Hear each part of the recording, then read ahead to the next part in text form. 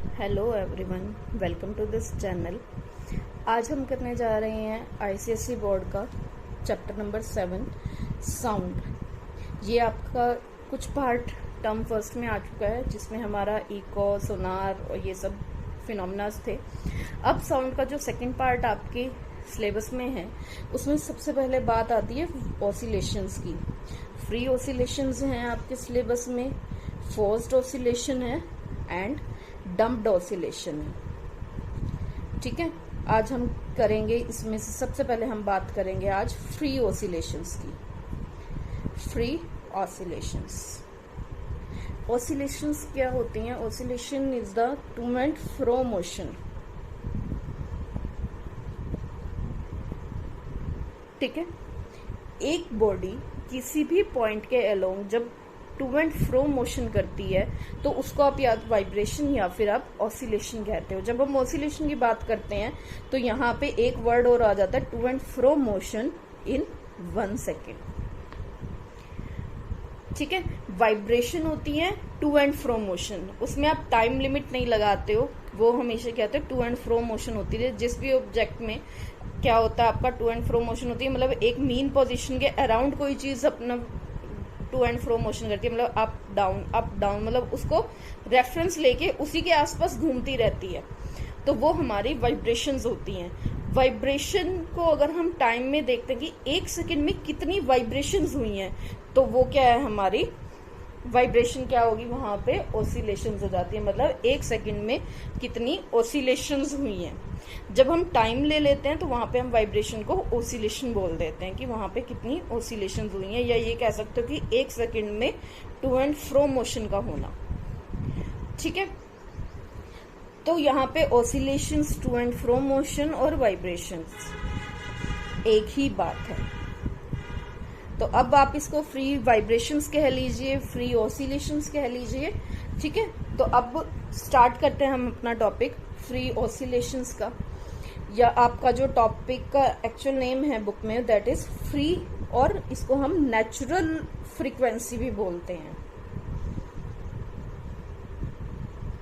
इनके बारे में हम थोड़ा सा डिटेल में पढ़ते हैं। देखो, फ्री का वर्ड मतलब यहाँ क्या है, जैसा कि आप जानते हैं, मैं हर वीडियो में जब भी नया कोई टॉपिक शुरू करती हूँ तो मैं कोशिश करती हूँ कि टॉपिक के नाम से ही हम उसके अंदर की बात को पहचान सकें।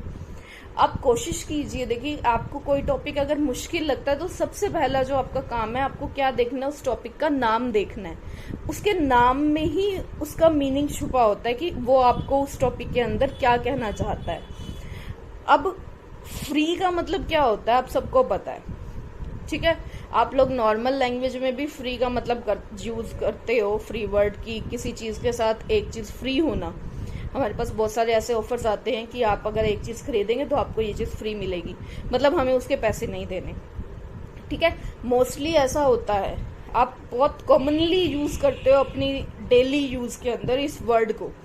लेकिन अब यहाँ जो हम बात कर रहे हैं ऑसिलेशंस की, फ्री ऑसिलेशंस क्या, फ्री ऑसिलेशन यानी कि जिसके लिए, अब यहाँ तो ऐसा तो है नहीं ना, हम अगर वहां हम पैसों की बात करते तो यहाँ हमें पैसे नहीं देने पड़ेंगे, ऐसा नहीं है।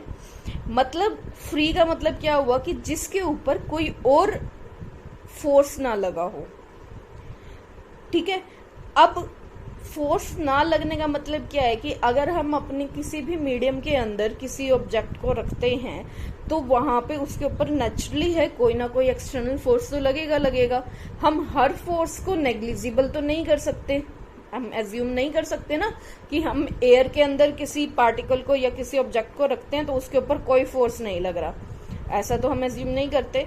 तो ये जो कंडीशन है, देखो फ्री वर्ड से ही साफ साफ क्लियर हो रहा है कि ये जो कंडीशन होगी वो कहाँ पे होगी, वैक्यूम के अंदर। क्योंकि एक वैक्यूम ही एक ऐसी जगह है जहां पे किसी भी तरह का कोई फोर्स नहीं होता। अब थोड़ा सा इसको डिटेल में समझते हैं। वैक्यूम में हम किसी ऑब्जेक्ट को ले गए, मैंने एक ऑब्जेक्ट लिया, मतलब एक ये रोड ही ले लो, मैंने ले ली, इसको यहां से मैंने होल्ड किया, ठीक है, फिक्स कर दिया मैंने इसको यहां से, और यहां से जाके थोड़ा सा इसको प्लग किया। ठीक है, जैसे ये पेन है, मैंने पेन को यहां से पकड़ा वैक्यूम के अंदर, ठीक है, और यहां से इसके इस पॉइंट से मैंने इसको थोड़ा सा टैप करके छोड़ दिया तो ये क्या करेगा, ये टू एंड फ्रो मोशन करना शुरू कर देगा हमारा। ठीक, तो ये क्या है, ये क्या करेगा, ये हमें to and fro motion show करेगा।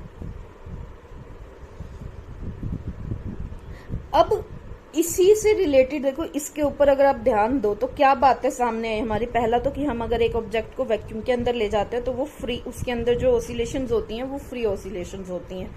ठीक है, ऑसिलेट करता है मतलब to and fro motion show कर देगा। मैंने एक रोड ली, उसको एक पॉइंट से फिक्स किया और उसको नीचे से प्लग किया तो वो क्या करेगी, वो अपने उस पॉइंट के around two and fro motion करना शुरू कर देगी। यहाँ पे क्या सबसे पहला पॉइंट आता है कि यहाँ पे कोई एक्सटर्नल फोर्स नहीं होगा, नो एक्सटर्नल फोर्स, या ये कह सकते हो कोई भी रेसिस्टिव फोर्स नहीं होगा जो उसकी मोशन को रेसिस्ट करे। रेसिस्टिव फोर्स जो है वहां पे एब्सेंट होगा। ठीक है, वहां पे कोई भी फोर्स नहीं होगा जो उसकी मोशन को रेसिस्ट करे। दूसरा पॉइंट क्या, अब देखो जब कोई फोर्स ही नहीं है उसको रेसिस्ट करने के लिए, अब अगर मान लो कि आपके साइकिल आप चला रहे हो और उस साइकिल के अंदर ब्रेक ही ना हो तो क्या आपकी साइकिल रुकेगी? बिल्कुल भी नहीं रुकेगी। इसी तरीके से अगर कोई रेसिस्टिव फोर्स नहीं है, दैट मीन्स वहां पे कोई जो उसका वाइब्रेशंस हैं वो नहीं रुकेंगी। नहीं रुकेंगी तो वो चलेंगी कितने टाइम के लिए? इनफाइनाइट टाइम के लिए। इनफाइनाइट टाइम के लिए क्या होगा, उसकी वाइब्रेशंस होंगी। अब इनफाइनाइट टाइम के लिए हैं, ठीक है, इनफाइनाइट टाइम के लिए क्या होगा, अब वहां पे सेम बात आती है कि कोई एक्सटर्नल फोर्स नहीं है तो वो जो जितना डिस्टेंस ट्रेवल कर रही है, आप देखो डिस्टेंस, ये पॉइंट बताने से पहले मैं आपको सिंपल सा एग्जांपल बताती हूँ। आपने पेंडुलम के बारे में पढ़ा हुआ है ना। ये मैंने एक पेंडुलम ले लिया, पेंडुलम को मैं वैक्यूम में ले गई। ये जो स्टेशनरी है जहां पे ये रेस्ट में है, ये इसकी मीन पोजीशन है। अब जब हम इसको थोड़ा सा प्लग करेंगे तो ये क्या करेगा, ये मोशन शुरू करेगा। कहां तक जाएगा, ये जिस डिस्टेंस तक जाएगा वो इसकी एक्सट्रीम पोजीशन होती है, ये आपको पता है। अब जब वो क्या करेगा, एक्सट्रीम पोजीशन तक गया, वापस अपनी मीन पे आएगा, पर यहाँ रुकेगा नहीं, फिर से वो इस तरफ जाएगा अपनी एक्सट्रीम पोजीशन तक, जहां जितनी पोजीशन उसने यहां तक ली थी उतनी ही वो यहां लेगा। ये भी मेरी क्या हो गई, एक्सट्रीम पोजीशन हो गई इसकी। ये चीज आपने पढ़ी है। अब ये जो डिस्टेंस है that is known as amplitude, इसको हम एम्पलीट्यूड बोलते हैं। ये जो डिस्टेंस है हमारा मीन पोजीशन से एक्सट्रीम पोजीशन का, that is known as amplitude. ठीक, अब ये जो एम्पलीट्यूड है, अब देखो यहाँ पे अगर कोई फोर्स नहीं लगेगा, कुछ भी नहीं है इसको रोकने वाला, तो वो क्या करेगा, वो आएगा मीन पोजीशन से शुरू हुआ, अपने एक्सट्रीम पोजीशन तक गया, वापस मीन तक आया, इस तरफ एक्सट्रीम तक गया, और फिर से वही प्रोसीजर वो चलता रहेगा, क्योंकि उसको रोकने के लिए तो कोई है ही नहीं। तो इसीलिए इसका जो एम्पलीट्यूड है वो ऑल ओवर वाइब्रेशन, मतलब इनफाइनाइट टाइम के लिए जो वाइब्रेशंस चल रही हैं उनमें एम्पलीट्यूड जो है वो सेम रहेगा। ठीक है, ये पेंडुलम का सबसे कॉमन एग्जांपल है। अब एम्पलीट्यूड क्या है, सेम रहेगा। फ्री वाइब्रेशंस के लिए हमने क्या चीज देखी, देखो एक तो फ्री वाइब्रेशंस कब होंगी, जब हम ऑब्जेक्ट को वैक्यूम में ले जाएंगे। वैक्यूम में ले जाके जब हमने उसको ऑसिलेट करवाया तो वहां पे क्या क्या चीजें हमारे सामने आई कि वहां पे कोई एक्सटर्नल फोर्स नहीं है या कोई रेसिस्टिव फोर्स नहीं है, जिसकी वजह से वो क्या है, इनफाइनाइट टाइम के लिए वाइब्रेट करता है और उसका एम्पलीट्यूड सेम रहता है। ठीक है, अब मैं इसी को अगर आपको ग्राफ में दिखाना चाहूं, अगर हम इसका ग्राफ देखें तो ग्राफ मैं बनाती हूँ यहाँ पे इसकी जो वाइब्रेशंस हैं, जो इसकी वेव्स हैं, उसको हम बनाएं। अगर ये मैंने ले लिया टाइम और डिस्प्लेसमेंट ग्राफ, ठीक है, तो इसका जो ग्राफ आएगा वो कुछ इस तरीके से आएगा, through out semi infinite time तक ये चलता रहेगा। ठीक है, ये थ्रू आउट सेम रहेगा। देखो ये चीज क्या है, ये इसकी मीन पोजीशन है, ये मीन पोजीशन से ये इसकी एक्सट्रीम पोजीशन होगी, और मैंने आपको बताया था distance between the mean position and extreme position is known as amplitude. ये इसका एम्पलीट्यूड है जिसको हम ए से डिनोट करते हैं। क्लियर? ठीक है। अब ये एक वेव है। एक वेव का मतलब क्या हुआ, जिसमें वो कंप्लीट कर ले मीन पोजीशन से एक्सट्रीम पोजीशन, फिर मीन पे और फिर अपनी एक्सट्रीम पोजीशन पे और फिर वापस मीन पे। आपने ये पढ़ा होगा क्रस्ट एंड ट्रफ बनते हैं जब आप वेव बनाते हो, ठीक है, तो वो क्रस्ट एंड ट्रफ फॉर्म करती है। ये अपर वाला क्रस्ट होता है और नीचे वाला ट्रफ होता है, मतलब एक क्रस्ट और एक ट्रफ फॉर्म कर ले तो वो हमारी एक वेव होती है।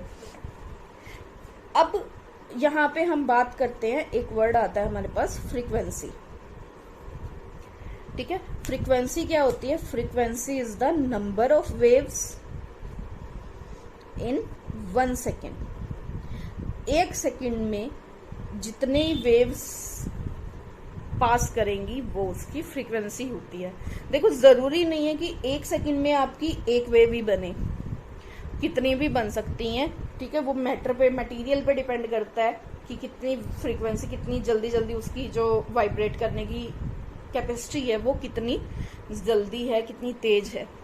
तो 1 सेकेंड में जितनी नंबर ऑफ वेव्स जाएंगी या जितनी ऑसिलेशंस होंगी, आप ये भी कह सकते हैं जितनी टू एंड फ्रो मोशन होगी, वो उसकी फ्रीक्वेंसी होती है। ठीक है। अब एक चीज और यहाँ पे कि जो ऑब्जेक्ट होता है ना, ऑब्जेक्ट्स की फ्री फ्रीक्वेंसी कह सकते हो, या इसको हम नेचुरल भी बोलते हैं क्योंकि नेचुरली होती हैं, इसमें कोई एडिशन नहीं है, कोई फोर्स एक्सटर्नल ऐड नहीं है। तो जो नेचुरल फ्रीक्वेंसी होती है वो फिक्स होती है ऑब्जेक्ट की। ठीक है, अगर मैं उस ऑब्जेक्ट की बात करूं, मुझे किसी भी ऑब्जेक्ट की नेचुरल फ्रीक्वेंसी देखनी है तो मैं उसको वैक्यूम में ले जाऊंगी, वहां वैक्यूम में ले जाके उसको थोड़ा सा प्लग करूंगी और उसको छोड़ दूंगी, और फटाफट 1 सेकेंड में हमने काउंट कर लिया कि वो कितनी वेव्स गई, उसकी फ्रीक्वेंसी हमने काउंट कर लेंगे वहां से। फिर हम उसको एयर में लेके आएंगे, एयर में आके उसकी फ्रीक्वेंसी चेंज हो जाएगी।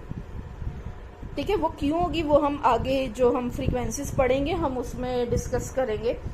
अभी जो मेन बात हम कर रहे हैं फ्री फ्रीक्वेंसी की, या इसको हम नेचुरल फ्रीक्वेंसी भी बोलते हैं।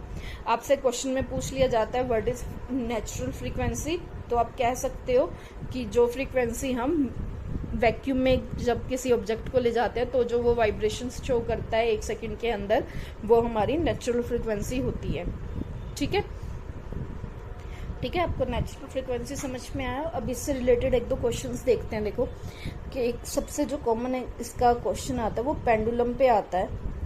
पेंडुलम, मान लिया कि ये हमारे पास एक पेंडुलम है जिसकी जो लेंथ है वो L है और ये G ग्रेविटी इसके ऊपर लग रही है और इस बॉब का मास M है। तो इसका जो टाइम पीरियड होगा वो होता है, ये डायरेक्ट फॉर्मूला है 2π√L/G। ठीक है, अब आपको पता होगा कि जो अब इसमें क्वेश्चन पूछ लेते हैं what is it's natural frequency, कि इसकी नेचुरल फ्रीक्वेंसी क्या होगी, क्वेश्चन पूछ लेते हैं इस चीज का। तो जो फ्रीक्वेंसी होती है वो रेसिप्रोकल होती है टाइम का, यानी जितना ज्यादा टाइम होगा उतनी कम फ्रीक्वेंसी होगी और जितना कम टाइम होगा उतनी ज्यादा फ्रीक्वेंसी होगी। तो यहाँ से हम टी की वैल्यू अगर पुट करें तो फ्रीक्वेंसी का फॉर्मूला हो जाता है 1/2π√G/L। यहाँ से आप इसकी डायरेक्ट नेचुरल फ्रीक्वेंसी निकाल सकते हो। अगर आपको लेंथ और ग्रेविटी दी हुई है तो आप इसकी फ्रीक्वेंसी निकाल सकते हो। 2π तो आपको पता है फिक्स होता है। अब ये आपकी क्या है, ये आपकी नेचुरल फ्रीक्वेंसी है।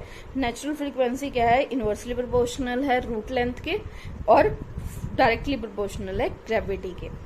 ठीक है, जितनी ज्यादा लेंथ होगी उतना ही कम क्या होगा, उसकी फ्रीक्वेंसी होगी, क्योंकि वो टाइम ज्यादा ले लेती है। जितना बड़ा आप स्ट्रिंग लोगे बॉब को बांधने के लिए, उसको कवर करने के लिए उतना ज्यादा टाइम लगेगा। ठीक है, एक और इसका क्वेश्चन आता है जो आपसे पूछ लिया जाता है। एग्जाम्पल है ये, मैंने एक स्ट्रिंग लिया, उसको दोनों साइड से मैंने बांध दिया।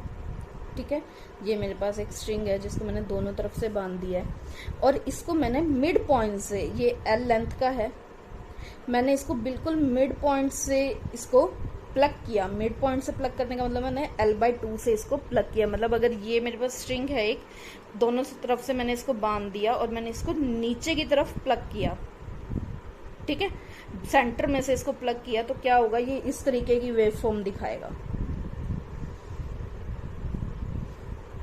ठीक, जो ये मेरे पास दो फिक्स पॉइंट हैं, ठीक है, इनको हम बोलते हैं नोड्स।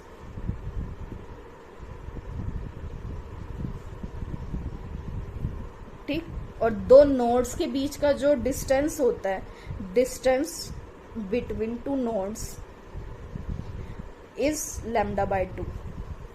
ठीक है, तो वो λ/2 होता है। अब ये दो नोड्स है मेरे पास। अब ये जो इसकी मीन पोजीशन हो गई, इस मीन पोजीशन से ये जो अपर साइड है, ये इसका क्या है, एम्पलीट्यूड है। ये मैंने आपको बताया ही था। इसका एम्पलीट्यूड कितना हो गया, a। ठीक है, इसकी वेवलेंथ कितनी हो गई, ये डिस्टेंस मैंने आपको बताया ना λ/2। यहाँ हम इसका कंपैरिजन करेंगे, तो इसलिए कंपेयर के लिए मैं इसको लैम्डा मान लेती हूँ, क्योंकि मुझे आगे कंपेयर करना है इसको, तो हम इसको लैम्डा मान लेते हैं। अब एक और आता है, इसी को आगे अगर मैं L/4 से प्लग करती हूँ, मतलब इसके 4 से, तो ये क्या करेगा, ये 2 बना लेगा। थोड़ा सा डिस्टेंस में हो सकता है, पर ये L/4 से मैंने इसको किया, तो इसने क्या किया, 2 वेव्स बना ली। ठीक है, वही चीज है। अब इनके बीच का जो वो होगा, डिस्टेंस होगा, वो कितना हो गया, a/2 हो जाएगा। ठीक है, तो अब इसका एम्पलीट्यूड कितना हो गया, क्योंकि वहां सिंगल था तो a था, अब डबल हो गया, तो वो एम्पलीट्यूड कितना हो जाएगा, a/2 हो गया। अब वेवलेंथ कितनी हो जाएगी, इसकी वेवलेंथ कितनी आ गई, λ/2, क्योंकि वो लैम्डा थी तो ये 2 हो गई, तो डिवाइड हो गई ना, रहेगा तो उतना ही, क्योंकि सेम ही है, बस हमने जगह चेंज कर दी। अब पहले जहां से एक वेव बन रही थी, अब वहां पे 2 बन रही हैं। ठीक है, अब इसी को ले लें अगर हम थोड़ा सा और, अब मैंने इसको क्या किया, L/6 से इसको प्लग किया, मतलब बिल्कुल 6th पार्ट से, बिल्कुल पास से, इसके एंड पॉइंट से मैंने इसको प्लग किया, तो ये क्या करेगा, ये 3 बना लेगा। ठीक है, ये थोड़ा सा इसके डिस्टेंस में चेंज आएगा, पर मैं आपको यहाँ क्लियर लिखा रही हूँ, जो मैं लिख रही हूँ वो बिल्कुल सही है। तो ये a/3 हो जाएगा। इसका जो एम्पलीट्यूड है वो a/3 हो जाएगा। ठीक है, और वहीं वेवलेंथ इसकी λ/3 हो जाएगी। ठीक है, L/3 होगी, मतलब वो डिवाइड होती जा रही है, कम होती जा रही है। अब इसकी फ्रीक्वेंसी की अगर मैं बात करूं, तो इसकी फ्रीक्वेंसी कितनी है, देखो 1, क्योंकि एक ही बन रही है, यहाँ 2 है, तो इसकी फ्रीक्वेंसी कितनी होगी, 2, और यहाँ 3 बन रही है, तो इसकी फ्रीक्वेंसी कितनी हो गई, 3। ठीक है, इसको आप नॉर्मल लिख सकते हो, f फर्स्ट एक फ्रीक्वेंसी है तो f से डिनोट कर दो, 2 है तो 2f हो गया, और 3 है तो 3f हो गया। ये इसकी फ्रीक्वेंसीज आ गई। तो अब बात आती है कि इनके नाम की, जो नाम की हम बात करते हैं, ये हमारे पास होता है फर्स्ट हार्मोनिक। ठीक है, इसको हम बोलते हैं फर्स्ट हार्मोनिक। अलग अलग नाम है इनके। दूसरा, या इसको फंडामेंटल नोट टोन भी बोलते हैं, क्योंकि ये सबसे नॉर्मल, मतलब सबसे पहले वाली है, तो ये फंडामेंटल टोन भी हो गई। और इसी को हम प्रिंसिपल नोट भी बोलते हैं। नोट होते हैं ना, टोन और नोट, ये हमारे म्यूजिक में चलते हैं। तो ये हमारे पास 3 नाम है इसके, फर्स्ट हार्मोनिक, फंडामेंटल टोन, या फिर प्रिंसिपल नोट। अब सेकंड की अगर मैं बात करूं, तो ये सेकंड है, 2 फ्रीक्वेंसी है इसकी, तो इसको हम नाम दे देते हैं, इसका नाम होता है सेकंड हार्मोनिक। ठीक है, वो फंडामेंटल थी, तो ये क्या हो जाएगी, ये फर्स्ट ओवरटोन हो जाएगी। ठीक, और ये जो थर्ड वाली है, इसका नाम हो गया थर्ड हार्मोनिक और सेकंड ओवरटोन। ठीक है, तो ये चीज़ हमारे पास क्या है, ये इसके नाम हैं। अब एक बात और मैं आपको बता दूं कि इनकी स्पीड की अगर मैं बात करूं, जो हमारे पास स्पीड होती है, वेव स्पीड होती है, वो क्या होगी, वो सेम रहेगी, क्योंकि ये तीनों क्या है, सेम मीडियम में हैं। बाकी अभी आप ये कह सकते हो कि वेव स्पीड जो है वो मटेरियल पर डिपेंड करती है, ये सेम मटेरियल में है, तो हम इसमें क्या है, वेव स्पीड इसकी सेम रहेगी। इसको अभी हम आगे डिस्कस करेंगे, ठीक है, कि इसकी स्पीड क्या होती है। तो वेव स्पीड अभी के लिए आप याद रखो, इसके अंदर ये चीज़ क्या है, सेम रहेगी। अगर आप ये नोट करना चाहो तो आप ये नोट कर सकते हो, ठीक है। इसका मैं आपको डिस्क्रिप्शन कमेंट सेक्शन में डाल दूंगी, अगर आप चाहो तो वहां से भी इसको डाउनलोड कर सकते हो। तो ये हमारे पास क्या है, इसकी वेव स्पीड सेम रहेगी। लाउडनेस की अगर मैं बात करूँ तो लाउडनेस जो होती है वो डिपेंड करती है एम्पलीट्यूड पे। एम्पलीट्यूड जिसका ज़्यादा होगा वो क्या है, वो उतनी ज़्यादा लाउड साउंड होगी। तो आप देख रहे हो कि एम्पलीट्यूड इसका ए है, तो ये क्या होगी, ये लाउडर साउंड होगी। इनको हम डिस्कस जो है वो नेक्स्ट वीडियो के अंदर करेंगे, अभी हम सिर्फ बात कर रहे हैं फ्रीक्वेंसीज की, ठीक है। ये हमारी लाउडनेस है, करैक्टरिस्टिक्स को हम नेक्स्ट वीडियो के अंदर जो है डिस्कस करेंगे। अब एक करैक्टरिस्टिक्स और आती है इसकी पिच। पिच होती है जिससे हमें ये पता चलता है कि कोई भी जो साउंड है वो श्रिल है या नहीं है, मतलब हाई पिच है या लो पिच है। ये जो पिच है वो डिपेंड करती है फ्रीक्वेंसी पे। जिसकी जितनी ज्यादा फ्रीक्वेंसी होगी उसकी पिच भी उतनी ज्यादा होगी। अब देखो, अगर आप में से इसकी फ्रीक्वेंसी किसकी ज्यादा है तो वो क्या है, 3f वाली है, 3f ज्यादा है, तो इसकी पिच भी क्या होगी, हाइयर होगी, हाई पिच, ठीक है। इनके बारे में हम, इनकी जब करैक्टरिस्टिक्स मैं करवाऊंगी तब इनके बारे में हम डिटेल में पढ़ेंगे। अभी आपको सिर्फ ये चीजें याद रखनी है, ठीक है, कि वेव स्पीड सेम रहेगी। लाउडनेस एम्पलीट्यूड पे डिपेंड करता है, तो जिसका एम्पलीट्यूड ज्यादा होगा उसका लाउड वो साउंड जो है वो ज्यादा होगी, तेज होगी, लाउडर। और जिसकी फ्रीक्वेंसी ज्यादा होगी तो वो नेचुरली क्या है, उस पर पिच डिपेंड करती है, तो वो पिच भी हायर हो जाएगी, ठीक। अब बात करते हैं हम आगे number of frequencies, number of frequency in stretched string. Stretched की बात करते हैं हम, ज्यादातर स्ट्रिंग में स्ट्रेच्ड होते हैं ना, तो हम वहां पे स्ट्रिंग की बात करते हैं। ये मैंने एक स्ट्रिंग ले लिया, ठीक है, इसको दोनों साइड से मैंने फिक्स किया, वही नोड्स बने ये, ठीक है। ये दो नोड्स हो गए, इनके बीच में मैंने इसको प्लग किया और ये इसने एक वेवफॉर्म बना दी। अभी मैंने आपको पीछे बताया था कि दो नोड्स के बीच का जो डिस्टेंस होता है वो λ/2 होता है। वहां पे हमने कंपेयर किया था तो मैंने वहां लैम्डा लिया था, अदरवाइज ये λ2 ही होता है, ठीक है। तो अब इसमें वही l लेंथ होगी, λ/2 कह सकते हो इसके अंदर हो गया। एम्पलीट्यूड इसका a है, तो जो इसमें वेलोसिटी स्पीड होती है that is equal to the root of t by mu. जो म्यू है यहाँ पे, ये म्यू है मास पर यूनिट लेंथ, ठीक है। अब यहाँ पे अगर मैं मान लूं कि मैंने वायर की बात की है, स्ट्रिंग वायर की या स्ट्रिंग की, तो वो क्या होता है, सिलेंड्रिकल फॉर्म में होता है। सिलेंडर का जो एरिया होता है वो मेरे पास क्या होता है, πr² l, πr² होता है, l वॉल्यूम, πr² l इसकी वॉल्यूम आ गई, ठीक है। तो एरिया πr² हो गया, l और वॉल्यूम इसकी πr² l हो गई। यहाँ से अगर मैं इसकी बात करूँ, मास इसका जो है वो m हो गया। तो यहाँ से अगर मैं इसकी डेंसिटी की बात करूँ, डेंसिटी क्या होती है, मास पर divide by volume.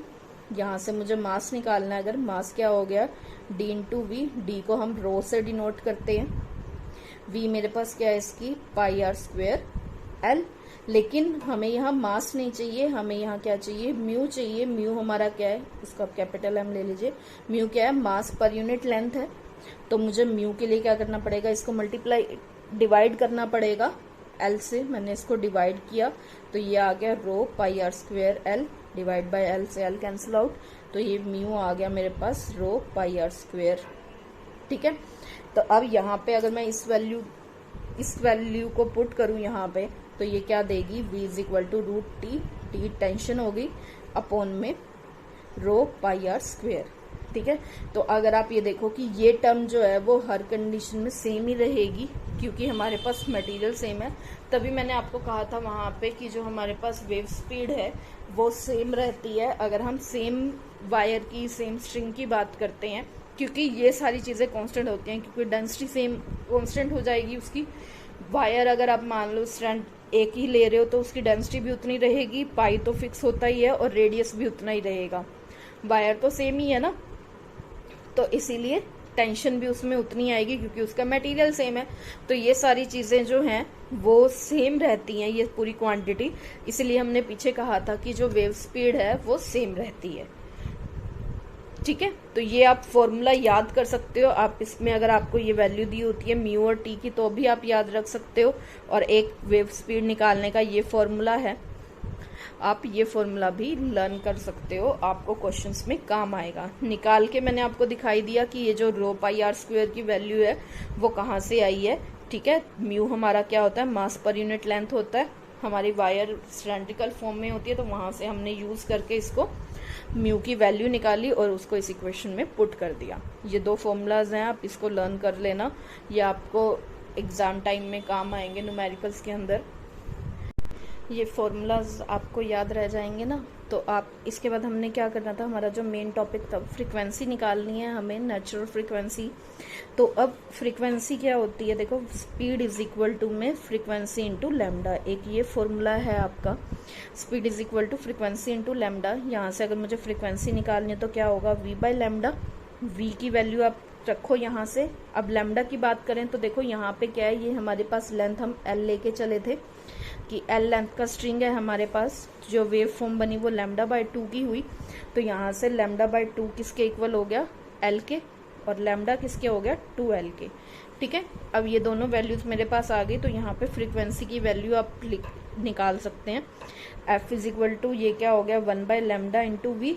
1 by lambda मेरे पास क्या आएगा, 1 बाय 2L आएगा, और v क्या है, root of T divide by 2 pi r, sorry rho pi r square. ठीक है, तो ये मेरे पास क्या है, नंबर ऑफ फ्रीक्वेंसी है इन स्ट्रेच स्ट्रिंग। जब आप स्ट्रेच स्ट्रिंग की बात करें, आपको फ्रीक्वेंसी निकालने के लिए कहा जाए तो उसका फॉर्मूला क्या हो जाएगा, 1 by 2L root T by rho pi r square. ठीक है, आप ये फॉर्मूलाज और ऊपर वाले फॉर्मूलाज याद कर लीजिएगा। अब अगर आपको ये वीडियो पसंद आई हो तो प्लीज़ लाइक एंड सब्सक्राइब ज़रूर करें चैनल को, ताकि मुझे मोटिवेशन मिलता रहे और मैं आपके लिए और अच्छी अच्छी वीडियोस बना सकूं। आपके जो डाउट्स हैं अगर, तो आप वो कमेंट सेक्शन में जाके मुझसे पूछ सकते हैं, मैं वहां आपके डाउट्स क्लियर करूंगी। ठीक है, ओके बाय।